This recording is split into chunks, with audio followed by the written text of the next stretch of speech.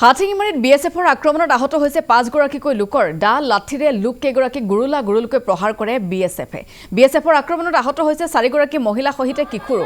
আহত শহীদুৰ ইছলাম মুল্লা, সালেমা খাতুন, সুনা বানু আৰু প্ৰহাৰত আহত হৈছে হোসনেৰা খাতুন, জাহানাৰা খাতুন। হাতীৰচৰ কেম্পৰ 150 নম্বৰ বিএছএফৰ এটা দলৰ বিৰুদ্ধে এই অভিযোগ উত্থাপন হৈছে। দেৱানৰ আলগাছলত এই ঘটনাটো সংঘটিত হয়। গাঁওখনত অতৰ্কিতে প্ৰৱেশ কৰে 5 গৰাকীকৈ লোকক অতৰ্কিতে বিএছএফে প্ৰৱেশ কৰি 5 গৰাকীকৈ লোকক প্ৰহাৰ কৰিছে। প্ৰহাৰ কৰি এজন যুৱকক আটক কৰিও কেম্পলৈ লৈ যায় বিএছএফৰ দলটোৱে। বৰ্তমানো বিএছএফৰ কেম্পতে আছে শাহাদত মোল্লা নামৰ যুৱকজন। এতিয়ালৈকে জানিব পৰা হোৱা নাই লোক কেইগৰাকীক প্ৰহাৰৰ কাৰণ। এই ঘটনাক লৈ অঞ্চলজুৰি চাঞ্চল্যৰ সৃষ্টি হৈছে। ৰাইজৰ তৎপৰতাত আঘাতপ্ৰাপ্তসকলক চিকিৎসালয়ত ভৰ্তি কৰোৱা হয়। ইয়াৰে 15 বছৰীয়া এটি কিশোৰৰ অৱস্থা অতিকে সংকটজনক বুলি জানিব পৰা গৈছে। উন্নত চিকিৎসাৰ বাবে শহীদুৰ ইছলাম মুল্লাক গুৱাহাটীলৈ প্ৰেৰণ কৰা হৈছে। ঘটনা সন্দৰ্ভত হুকচৰ আৰক্ষীৰ কাষ চাপিছে স্থানীয় ৰাইজো। বিএছএফৰ বিৰুদ্ধে হুকচৰ থানাত ভুক্তভোগীয়ে এজাহাৰো দাখিল কৰিছে। গতিকে গোটেই ঘটনাটোত এটা চাঞ্চল্যৰ সৃষ্টি হৈছে। কিহৰ বাবে বিএছএফে ঘটনাটো সংঘটিত কৰিলে, কিহৰ বাবে অতৰ্কিতে সেই গাঁওখনত প্ৰৱেশ কৰি গুৰুলকৈ প্ৰহাৰ কৰাৰ সমান্তৰালকৈ এগৰাকী ব্যক্তিক বিএছএফ কেম্পলৈ লৈ আহে, সেই কথাখিনি আমি জানিবলৈ চেষ্টা কৰিম। আমাৰ সৈতে এই মুহূৰ্তত সাংবাদিক মকিবুৰ ৰহমান মণ্ডল আছে। মকিবুৰ, আপোনাৰ জৰিয়তে সবিশেষ তথ্যখিনি মই জানিবলৈ বিচাৰিছোঁ। কিহৰ বাবে লোককেইজনক দা লাঠিৰে গুৰুলকৈ প্ৰহাৰ কৰে? বিএছএফৰ হাতত দা, এই কথাটো অকণমান চিন্তিত। কিহৰ বাবে ঘটনাটো সংঘটিত হ'ল? কিবা কৰিছিল নেকি সেই গাঁওখনৰ সেই ব্যক্তিকেইগৰাকীয়ে? এতিয়ালৈকে যিহেতু কোনো কথা জানিব পৰা হোৱা নাই বুলি জানিব পৰা গৈছে। গতিকে সময় যিহেতু বাগৰিছে ঘটনা সংঘটিত হোৱাৰ পৰা, আজি পুৱাৰ ভাগতে আৰু কিছু তথ্য নতুনকৈ আপডেট জানিব পাৰিছে নেকি আপুনি? কিহৰ বাবে ঘটনাটো সংঘটিত হ'ল? বিএছএফে কাণ্ড কিহৰ বাবে সংঘটিত কৰিলে? হয় পাপৰি, আচলতে যে নিশা যি ঘটনা সংঘটিত হ'ল, আচলতে যি সুখচৰ থানাৰ অন্তৰ্গত যি দেনাৰগাঁও চহৰত আচলতে এগৰাকী যুৱক, যি আচলতে ক'বলৈ গ'লে নাবালক যুৱক হয়, 15 বছৰীয়া। এওঁ যোৱা নিশা যে আচলতে ঈদ উপলক্ষে গুৱাহাটীৰ পৰা ঘৰলৈ আহিছিলে।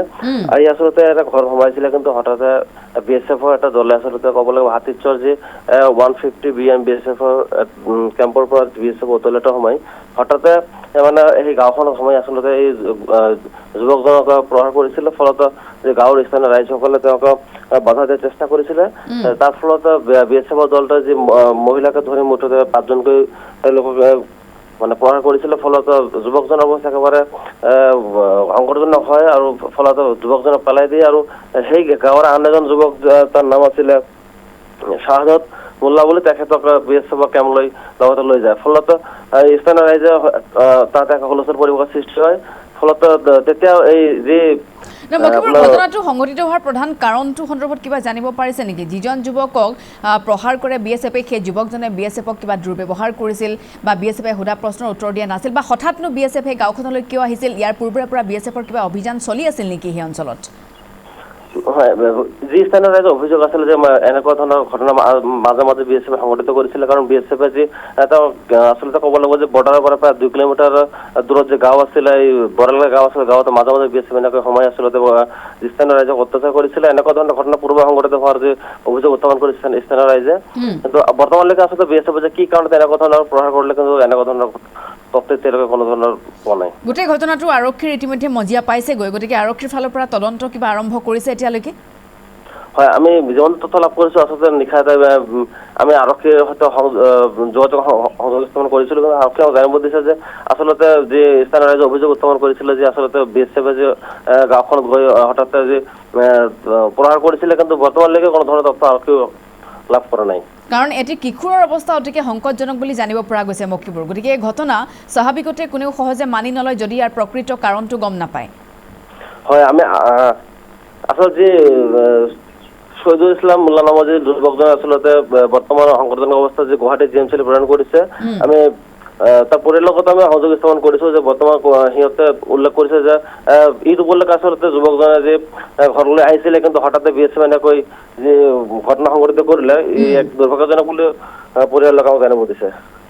ঠিক আছে মকিবুৰ আপোনাক ধন্যবাদ জনাইছোঁ কিন্তু কাৰণসমূহ এতিয়াও অস্পষ্ট হৈ আছে কিহৰ বাবে ঘটনাটো সংঘটিত হ'বলৈ পালে ঘটনাস্থলীত কি হৈছিল সেই সময়খিনিত নে নিশাৰ ভাগত সেই যুৱকজন গাঁওখনত প্ৰৱেশ কৰাৰ সময়ত বিএছএফৰ সন্মুখী হৈছিল আৰু বিএছএফে হয়তো ভাবিছিল চুৰ ডকাইত কিবা হ'ব পাৰে হয়তো তেনেধৰণে মাৰপিট কৰিছিল নে কি হৈছিল গোটেই ঘটনাটো জনাৰ প্ৰয়োজনীয়তা আছে আপুনি খবৰ ৰাখক আমি আপোনাৰ জৰিয়তে পৰৱৰ্তী সময়ত দৰ্শকসকলক জনাবলৈ চেষ্টা কৰিম কিন্তু ঈদৰ প্ৰাক মুহূৰ্তত হাথিঙিমাৰীৰ ওচৰত এই ঘটনাটো যি সংঘটিত হৈছে এই ঘটনাত চাঞ্চল্যৰ সৃষ্টি হৈছে অভিযোগ উত্থাপন হৈছে বিএছএফৰ ওপৰত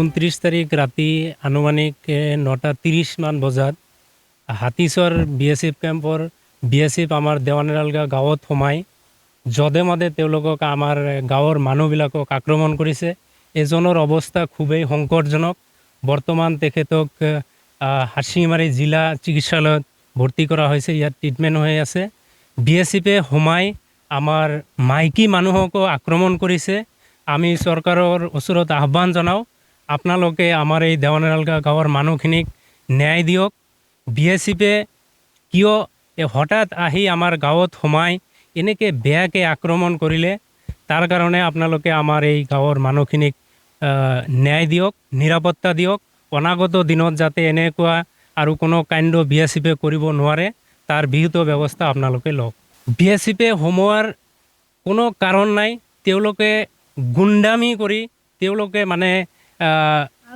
আমাৰ মানুহখিনিক তেওঁলোকে আচলতে কিজানিবা হত্যা কৰিব বিচাৰিছিল আজি কাৰণ এনেকৈ আক্ৰমণ কৰিছে আমি বিএছএফ বা প্ৰশাসনৰ মানুহে এনেকৈ আক্ৰমণ কৰিব পাৰে বুলি আমি কেতিয়াও শুনাও নাছিলোঁ ভবাও নাছিলোঁ যে বিএছএফে সাধাৰণ জনতাক এনেকৈ আক্ৰমণ কৰিব পাৰে গাঁৱত সোমাই ঘৰত সোমাই কোনো এই ল'ৰা যাক আক্ৰমণ কৰিলে এই ল'ৰাজন গুৱাহাটীত দিন হাজিৰা কৰে তেওঁ আজিয়ে ঘৰত আহিছে ঈদ খাবলৈ ঈদৰ মাত্ৰ এদিন বাকী আছে তেওঁ ঈদ খাবলৈ নিজৰ আপোন পৰিয়ালৰ মাজলৈ আহিছে যে এদিন পিছতে ঈদ হ'ব এই ঈদৰ কাৰণে তেখেতে গুৱাহাটীত দিন হাজিৰা কৰি টকা লৈ আহিছে যে আনন্দ মনেৰে সেই ঈদ উদযাপন কৰিব কিন্তু আমাৰ বিএছএফে আজি এনেকুৱাকৈ আক্ৰমণ কৰিলে আমি ভাষাৰে প্ৰকাশ কৰিব নোৱাৰোঁ আমি ধিক্কাৰ জনাইছোঁ এই বিএছএফৰ জোৱানসকলক যিসকলে আজি ৰাতি সোমাই আক্ৰমণ কৰিলে আমাৰ কি বুলি কয় চকী আছে চকীৰ পৰা তলৰ পৰা টানি লৈ আহিছে টানি লৈ আহি পুলিচে একদম মাৰি দিছে মানে কি বুলি কয় তাহলে কি বুলি কয় কিয় মাৰিছে মানে এইবিলাক আমি শুনামতে আহোঁতে তাৰমানে গাঁৱত কিবা চোৰ বুলি কৈছিল তাতে গাঁৱৰ মানুহ এক জেগাত হৈছিল এক জেগাত হোৱাৰ পিছত ইহঁতে তাৰমানে পুলিচে কেইটামান খেদি লৈ আহি ঘৰত চকীৰ পৰা তলৰ পৰা লৈ আহিছে লৈ আহি ফুটা মাৰিছে পুলিচ নে বিএছএফ এটা কোন চৰত এইটো দেনালগাঁও আমাৰ হাতীৰচৰ কোন কেম্পৰ বিএছএফে ই কৰিছে এটা হাতীৰচৰ বিএছএফৰ কেম্প 100 কিমান আছিল 150 বেটালিয়ন 150 বেটালিয়ন